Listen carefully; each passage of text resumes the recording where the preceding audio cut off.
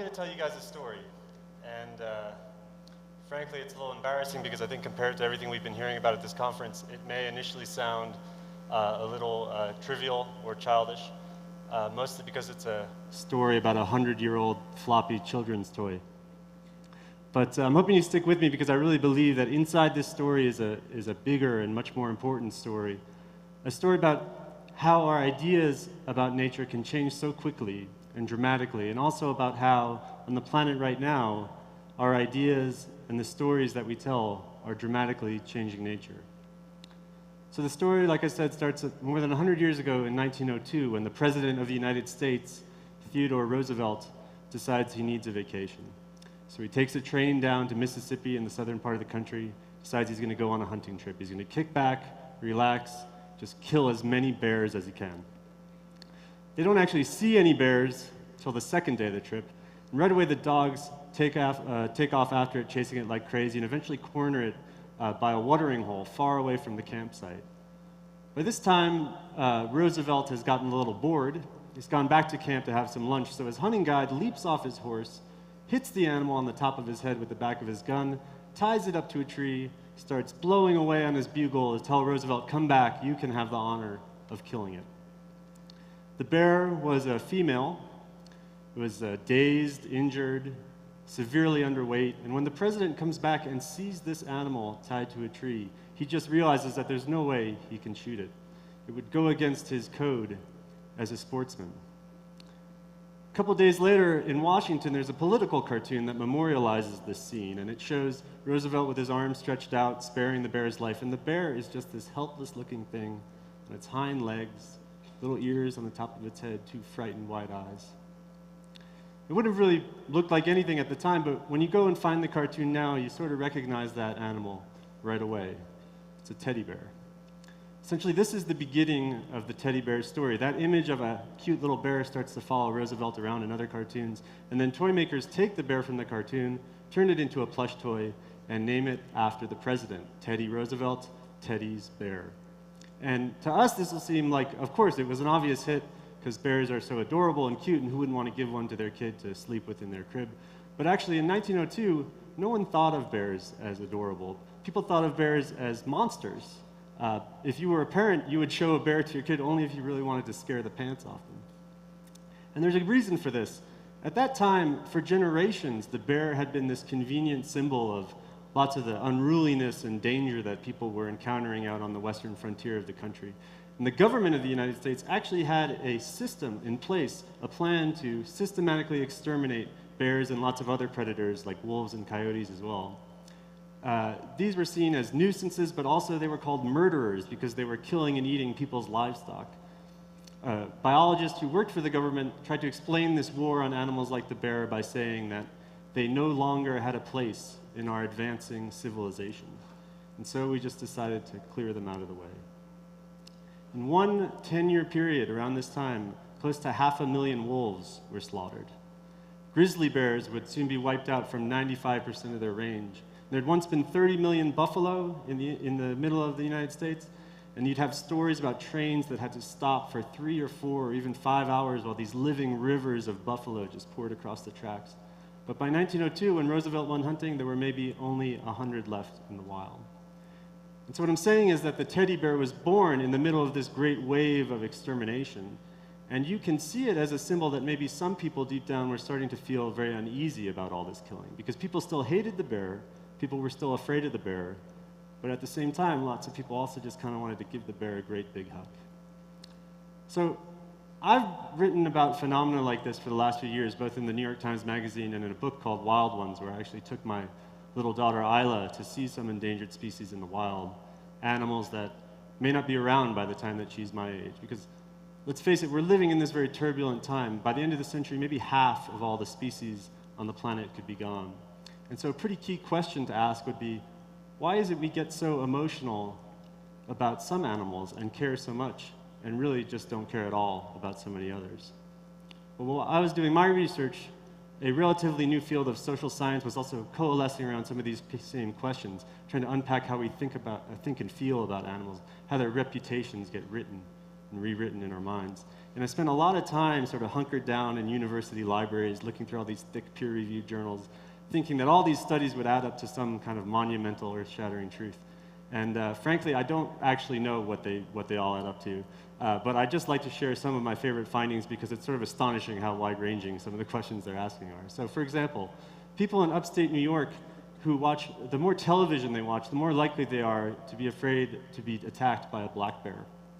If you show a tiger to someone in New York City, they're much more likely to think that it's female and not male.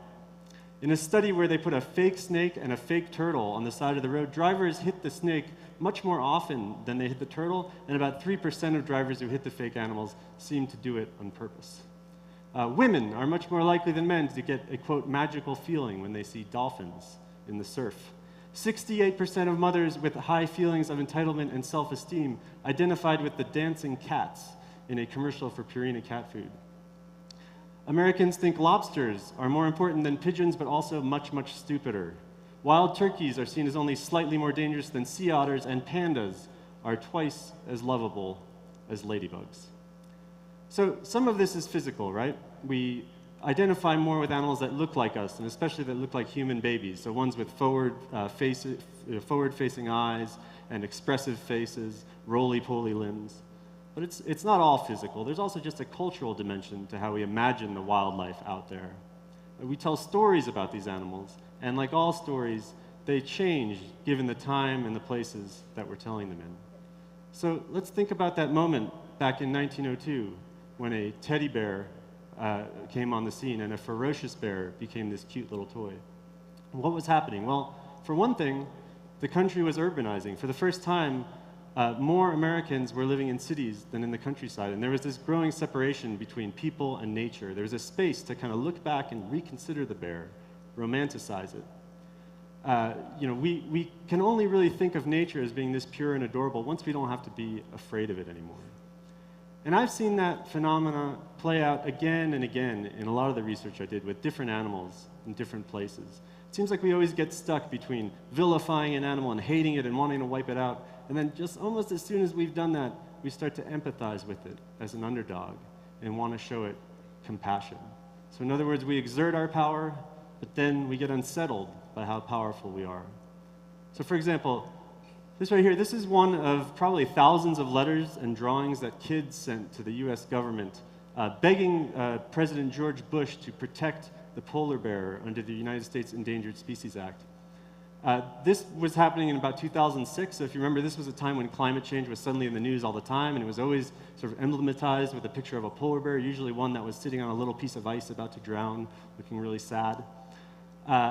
These are just great. There's a whole file of them. I spent about 2 days looking through them. This one's probably my favorite. I don't know if you can see, but this polar bear, it's drowning, and then it's being eaten simultaneously by a lobster and a shark, which is just a hell of a way to go. And then this one, this kid, Fritz, he wrote in, he's got a solution to climate change. He's got it all figured out. As best I can tell, it's an ethanol-based solution. He says, I feel bad about the polar bears. I like polar bears. Everyone can use corn juice for cars. From Fritz. So it's not very hard to find accounts 200 years ago of Arctic explorers who were saying these ferocious polar bears would jump into their boats and keep trying to eat them even if they lit the bears on fire. But these kids, they don't think about polar bears that way anymore, and they don't even think about polar bears the way that I did when I was a kid growing up in the 1980s. We still all bought into this idea that there were these mysterious, brutal lords of the Arctic. But look at how climate change has totally flipped the reputation of that animal in our mind. It's gone from a bloodthirsty man-killer to this delicate, drowning victim. And when you think about it, that's kind of the conclusion of the story that the teddy bear started telling back in 1902, because back then the problem was obvious. People were just killing all the animals right around them. Now with climate change, society's reach is expanding all the way to the top of the globe. And what that does is it makes even the mightiest, even the most remote animals on Earth, the polar bear, seem like these pure and cuddly victims. So the thing is that there's also this postscript, this kind of strange postscript to the teddy bear story, and no one ever really talks about it, so I've been going out of my way to talk about it wherever I go. It didn't take long for the teddy bear to be a hit after Roosevelt's hunt in 1902, but the thing was is that people kept assuming it was like a political novelty item, and once Roosevelt left office and a new president came in, everyone would forget about it. It was just a fad.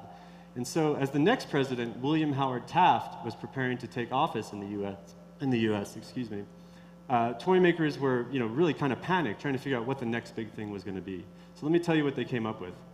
That January in Atlanta, Georgia, Taft was the guest of honor at a banquet. And the Southerners in Atlanta were going to serve him, make a big production out of serving him a regional delicacy, a dish called possum and taters. So you'd have a big opossum roasted whole on a bed of sweet potatoes. And then sometimes they'd even leave the tail hanging off it, like this big meaty noodle. The one that they brought to Taft's table weighed about 10 kilos. Now after dinner, the orchestra starts to play and guests burst into song, and Taft is caught off guard because there's going to be a formal presentation of a gift from a group of local supporters, and it is a stuffed opossum toy, all beady-eyed and bald-eared. And this is meant to be William Howard Taft's presidency's answer to Teddy Roosevelt's teddy bear. They're putting it forward. They've got a great name for it. It's the Billy Possum.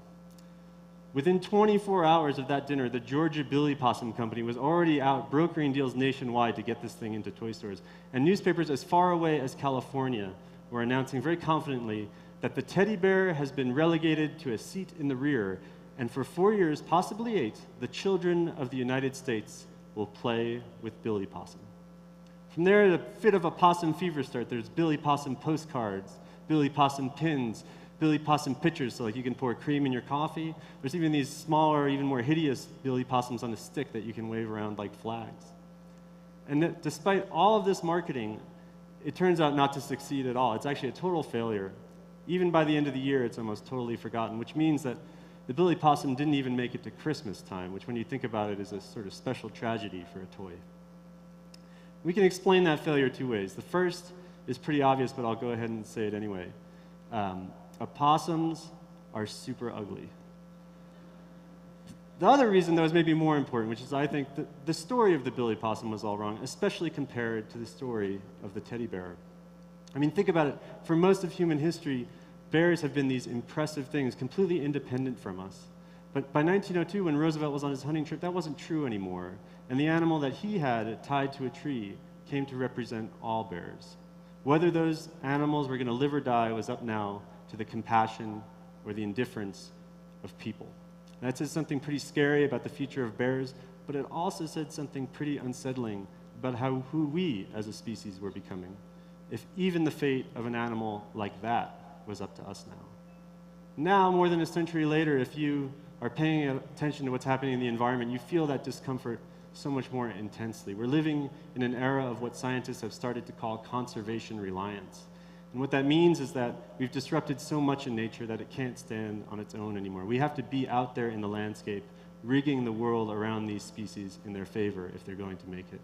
And that's a lot of work. Right now, we teach condors not to perch on power lines. We teach whooping cranes to migrate south for the winter behind little ultralight airplanes. We monitor pygmy rabbits with drones. We carry migrating salamanders across the street in the palm of our hands. We've gone in the last 150 years from exterminating all kinds of species to administering the survival, micromanaging the survival of so many species indefinitely, sometimes to the point of absurdity. And which species? The ones that we are telling compelling stories about, the ones that we feel something for, the ones that when we look at them we think, yes, I'd like that to stick around.